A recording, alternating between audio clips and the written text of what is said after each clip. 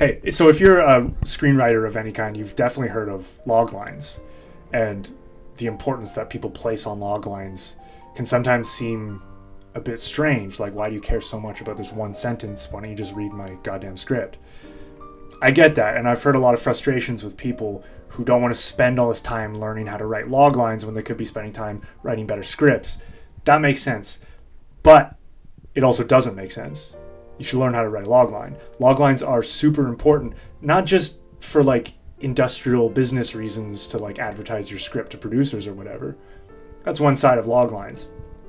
But loglines have a much bigger role to you as a writer. If you can't write a good logline, it's because you don't understand your story.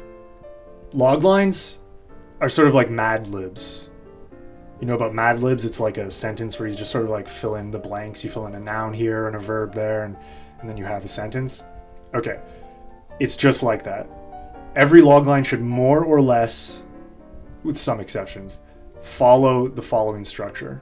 When your protagonist encounters the inciting incident or the call to adventure, they must verb, and you have to put one verb that characterizes what they do throughout the majority of the second act in order to, and then establish the stakes, period.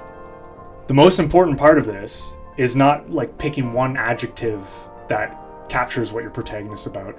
Yeah, that might be important. That might help us like care about that character just from the logline. But most people don't expect to care deeply about your protagonist just from reading a logline. What really matters is which verb you choose.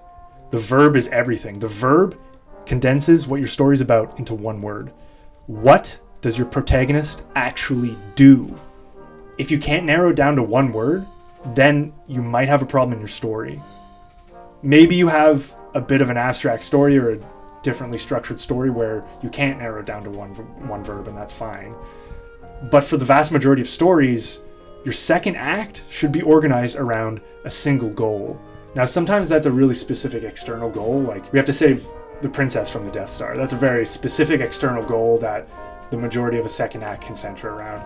You can see how they would work towards that and then hit an obstacle and have to work around that obstacle and then another obstacle and have to and it can stretch on for an entire act.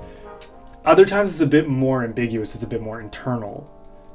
As long as it's one thing, and that one thing actually accurately captures what your second act is about, then you're good.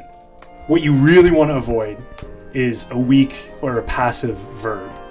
So I've read so many loglines where it says something like, the protagonist must navigate, or must choose, or is led to, or your protagonist finds himself in the middle of, must struggle with, or must confront. These are very vague and sometimes passive verbs. They don't actually tell the person reading your logline what happens in your story.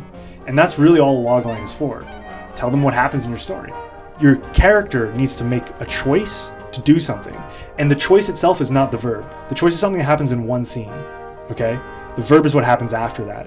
Unless your story is literally about seafaring, you should never use the word navigate. So just a couple examples off the top of my head of strong verbs.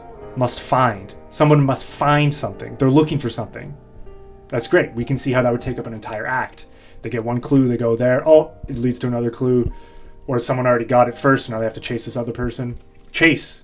That's another good verb. That's a very active, strong, clear, specific verb. Destroy. Watch is not a strong verb. If your character's main action in a movie is to watch, there's not much of a story there. However, I am very thankful that you watched this video. Do not like, do not subscribe.